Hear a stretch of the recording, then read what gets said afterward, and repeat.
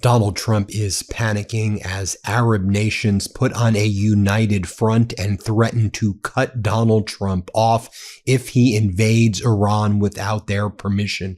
In a united front, you had Saudi Arabia, Qatar, the United Arab Emirates, Kuwait, Bahrain. They all issued an ultimatum to Donald Trump. In essence, if you invade Iran right now without our consent and permission, we will not let you use our airspace. We will not let you use our air bases.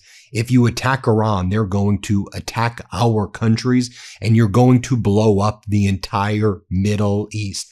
Don't you dare do that. Also, these Arab nations shared with the Trump regime, and the Trump regime has already known this and they're covering it up, additional intelligence showing that Iran has been working with the Russians and also likely with the Chinese, where they now know the flight patterns of America's MQ-9 Reapers, America's F-15s, and that there is a high degree of probability that if the U.S. engages in these strikes, numerous F-15s, Reapers, and other American aircraft will be shot down.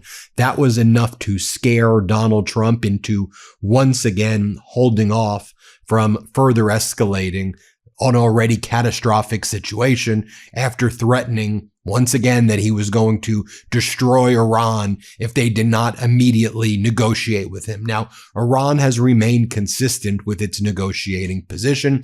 It has its framework. It has its non-negotiables. It says it will always control the Strait of Hormuz. It will not be discussing anything about its nuclear material at this stage. It will keep all of its ballistic missiles. It wants a long-term peace plan that not just covers Iran, but also Hezbollah in Lebanon, the Houthis in Yemen, and its militia groups in Iran. It wants these long-term security guarantees, and it wants full reparations. They've made that very clear.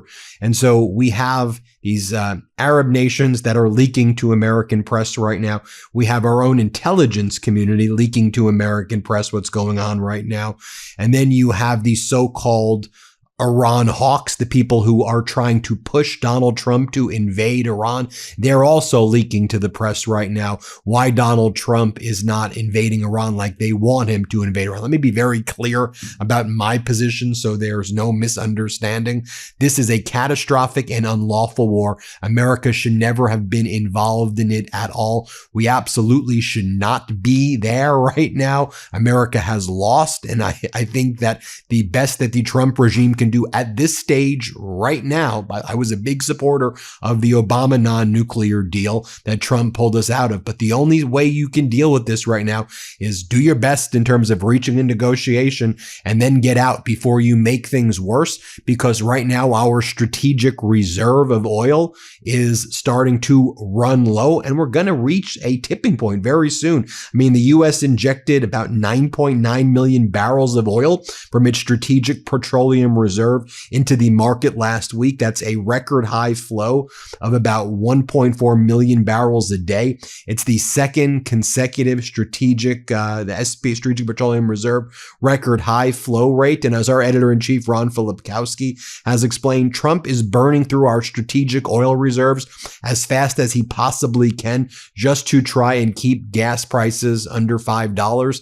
And that ain't working. We should never have been in this unlawful war in the first place. It's caused a catastrophic situation, and we just need to get out at this point. And Trump, frankly, needs to be removed and impeached, but that's an entire other story. Now, our intelligence community leaking stuff. For example, leaking that Donald Trump suggested when he was with Xi Jinping that the U.S., China, and Russia should be cooperating together against the international criminal courts, against the ICC. The ICC has a warrant against Putin, a warrant against Netanyahu, and I believe they soon will have a warrant against Donald Trump and lots of people in this Trump regime. They definitely should. Financial Times is reporting this, but that's what Donald Trump was working with President Xi. Hey, can we all be against the ICC because the Trump regime is a bunch of war criminals. Also, according to the New York Times, citing U.S. officials, these are intelligence officials who are leaking on the Trump regime, Iranian forces exercised a level of battlefield adaptability not previously attributed to their military. Per the report, possibly by liaising with their Russian counterparts, Iranian forces were able to learn U.S. flight tactics and better employ air defenses against U.S. aircraft, as officials told New York Times that they believed American air tactics had become somewhat predictable. In other words, Russia working with Iran, likely China working with Iran, helping gather intelligence on U.S. flight patterns. That's why, as I reported this weekend, an MQ-9 Reaper was shot down. Then yesterday, another MQ-9 Reaper was detected over Qasem Island, and Iran posts about this in real time. And they know these flight patterns. Iran's ready to go, and the U.S. now knows Iran knows these flight patterns, and Iran has increased its missile capability, its drone capability, which they're able to produce and mass produce quite cheaply. They're also getting some drones and other missiles from Russia, probably from China as well. What do you think Foreign Minister Araghchi from Iran was talking about with Xi Jinping when he was in China? Let's be real. He said it. Military cooperation, political cooperation, economic cooperation, and the U.S. weapons cost millions, billions of dollars to build. That's why they want a $1.5 trillion defense budget, because $1 trillion couldn't get them to stop Iran from closing the Strait of Hormuz. Even Barack Ravi, Donald Trump's chief propagandist, is hearing from the so-called Iran hawks who want war. And here's what they're telling him behind the scenes. So Trump spoke on the phone with leaders of Saudi Arabia, Qatar, UAE, and other Arab nations in the 24 hours before his announcement. Two sources with knowledge said. One U.S. official said there'd been a unified message from Doha, Abu Dhabi, and Riyadh. I'm also hearing other Arab nations as well. I'm hearing from Kuwait. I'm hearing that it's Bahrain. I'm hearing that it's other nations there. It was along the lines of give negotiations a chance, because if you hit Iran, we all pay the price for it. A second source with knowledge said Trump told some of his hawkish political allies that 3 Arab leaders told him they don't want their oil and energy facilities blown up due to Iranian retaliation. Thus, Donald Trump tells reporters on Monday that we're going to hold off for a few days because I got this request from Arab nations, and they were telling me very strongly and powerfully what to do. We're also hearing from former CIA Director Leon Panetta, and here's what he's saying. The reality is we always knew Iran would ultimately close the Strait of Hormuz. He was the CIA Director under Obama. And we should have had a plan. We missed that opportunity. As long as the strait remains closed, as long as they continue to put tremendous pressure on the U.S. and the world economy, we're not going to get anywhere because they have the leverage. My sense is that it's very likely this war, which was supposed to end after 6 to 8 weeks, is probably going to continue for a number of months, he told the Times of London. This is because we have not found the key to how we achieve not just a continuing ceasefire, but a resolution to some of the critical issues, which will then allow us to end the war. The president, frankly, has very few options. I question whether additional military action is going to produce any real change in the regime. They've been able to withstand a great deal, and from our own intelligence, the indication is that they can continue to withstand that kind of impact. So I'm not sure military action provides a key to trying to apply leverage right now. The president is going to have to decide. Does he continue to seek some kind of quick end to the war? If so, that means he's got to deal with the Strait of Hormuz. And at the very least, he has to provide a negotiating mechanism for the nuclear issue. But the process is not there right now. The only other way to approach this is to recognize that Iran will have some control, but that the main passage will be operated by an allied coalition, which will guarantee free movement of ships without fees. I think that's the preferable approach. But at this moment in time, Iran has a gun to our head with the closure of the strait. Somehow we've got to find a way to make sure that the gun is not there. And Donald Trump is not making any moves that will remove that gun. Meanwhile, CNN was reporting inside Tehran, just so you can see what the people there are saying. Here are people that CNN interviewed. Let's play this clip right here. But Iran's future, to many Iranians, looks increasingly clear, especially amid regular threats from President Trump. Waiting for the war. We're waiting. We're here because we know this war isn't over. We know he's not going to negotiate anything. He's just going to be like, Either you do what I tell you or I'm going to kill you. And the Trump propaganda was in full swing. They had Peter Navarro, one of Donald Trump's top economic advisors. He's like, we control the Strait of Hormuz now. We don't. Why are you saying that? Like, if we controlled the Strait of Hormuz, then we would see the cargo ships and the tankers leave the Strait of Hormuz. But that's not what's happening. But anyway, here's what he says as he lies. Here, play this clip. Deal now. Right. Look at what we've done too, Rob. Venezuela, Chinese are out of there. Cuba, out of there. That's the Don Road Doctrine. And the United States military right now controls the Strait of Hormuz, which means it controls the supply of oil, not just to China, but to the entire East. Okay, the Far East, as they used to call it. So you're making there's some big progress. Then more lies from the Trump regime. We then hear from Rick Scott, MAGA Republican senator from Florida, and he's like, you know what, Donald Trump, he's just busting his butt. He's busting his butt, man. He's doing his best. Like, they give him like participation trophies. Like, that's the level of privilege we're dealing with. He's busting his butt and he's working so dang hard. Really? That's where we're giving him credit for. We're giving him an E for effort for losing the Strait of Hormuz and losing the war. Okay, this is the MAGA model. Participation trophies. Play this clip. Well, first off, President Trump is busting his butt. Does he want the Strait of Hormuz closed? No. But is one is killed by a nuclear weapon? Absolutely not. So he's doing the right thing by making sure we all don't get killed by a nuclear weapon. On top of that, with China, President's doing the right thing, talking to him, but she's a liar. She's never going to help us with anything. He's killing our kids with fentanyl. He's stealing all of our technology, spying on us. So hope springs eternal. But ultimately, what I think has to happen here, Trump is going to have to go in and bomb 11 daylights out of Iran to hopefully finally get a regime that wants to work with him and stop this death to America, death to everybody in the Middle East attitude. So it's a tough time. And Biden left him with a horrible situation in Iran and economy, and Trump is busting his butt to fix it. Then Lindsey Graham echoes something similar. We just got to bomb them more. If we bomb them more, that's all we need to do. Play this clip. So you're calling for strikes on the energy infrastructure, Senator? I'm calling to hurt this regime. If you do the same old thing, you're going to get the same results.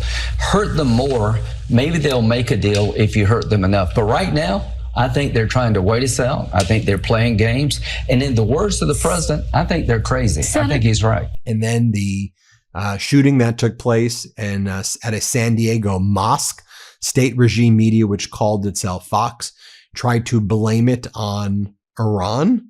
And this is, as this one account says, shooting at a mosque in a country with the highest number of public mass shootings and politicians that openly use anti-Muslim rhetoric. Fox News goes with, it was probably Iran because it was a Sunni mosque. So it was probably the Shiites. Yeah, no, it wasn't. It was people who were very anti-Muslim and who have anti-Muslim, despicable rhetoric, who were these terrorists who did this. Here, play this clip. Could have a similar situation right here. I'm trying to get some information about it. According to what I see here, it is a Sunni mosque location. Why do I bring that up?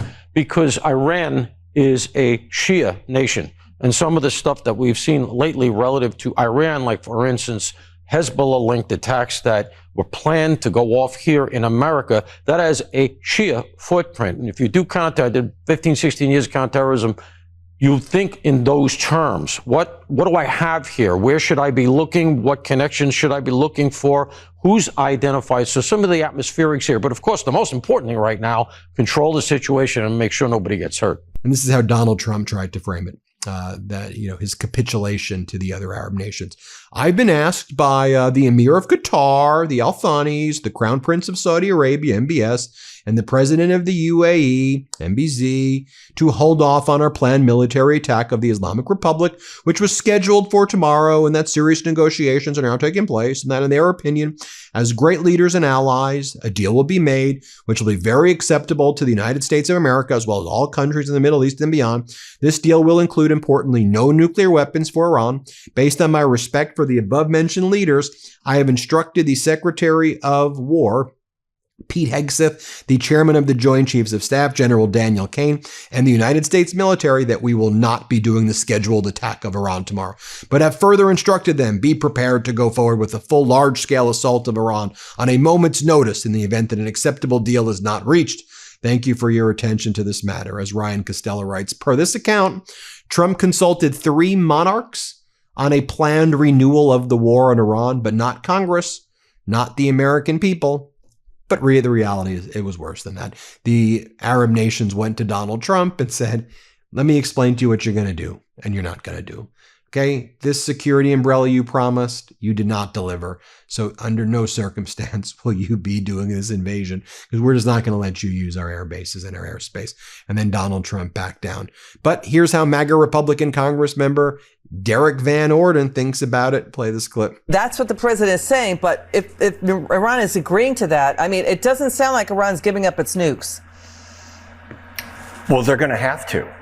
Donald Trump doesn't make threats, he makes promises. And he has told the Iranian regime repeatedly, in no way, shape, or form are they going to have nuclear weapons. So that does eventually mean getting rid of the highly enriched uranium that the Iranian regime has compiled over the years. No country enriches uranium to that level unless they're planning on making nuclear weapons. So they've been lying to the entire world writ large for decades now, and we're going to end it. I don't want our children and grandchildren to have to fight this war again. And here's how he also describes it as a carrot and stick approach. Let's play this clip. I got to tell you, there is a carrot and stick approach that a lot of presidents have taken. Donald Trump is taking the stick and a stick approach for these savages that are running Iran right now. Thank you so much, Congressman Derek Van Orden, and thank you for your service to America. Also, it should be noted, an Ebola outbreak taking place. At least 6 Americans were exposed to Ebola in the Congo, with one already showing symptoms. The World Health Organization has now declared Ebola an international emergency. And we all remember, right, that it was Elon Musk and Doge and the Trump regime that was like, ha, ha, ha, ha. I guess we did an oopsie and got rid of Ebola and got rid of the Ebola task force. Ha, ha, ha, ha. And we also pulled out of the World Health Organization. And here, let's just play what Elon Musk previously said when he was running Doge. Let's play it. So, for example, with USAID, one of the things we accidentally canceled very briefly was Ebola prevention. I think we all want Ebola prevention. So we restored the Ebola prevention immediately, and there was no interruption. But we do need to move quickly if we're to achieve a $1 trillion deficit reduction in financial year 2026. And here was Donald Trump at his weakest saying that, don't worry, I think we'll make a deal. I think we'll make a deal soon. It's all good. I think there's a good chance we'll make a deal. Let's play it. Greatest military in the world. We're not going to let Iran have a nuclear weapon. So I was called by these 3 countries plus others, and they're dealing directly with our people and right now Iran.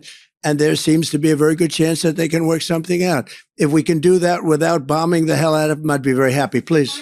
And here he was also being a Xi Jinping sycophant bootlicker. Let's play it. Military is the greatest military anywhere in the world. I just left China, and I will say President Xi was very, very complimentary of our military. He was amazed, actually, at our military. We have the greatest military in the world. There you have it, folks. Let me know what you think about all of this. Hit subscribe. Let's get to 7 million subscribers. Just double check that you're subscribed. You may think you're subscribed. Help us get to 7 million. Thanks for watching. Want to stay plugged in? Become a subscriber to our Substack at MeidasPlus.com. You'll get daily recaps from Ron Filipkowski, ad-free episodes of our podcast, and more exclusive content only available at MeidasPlus.com.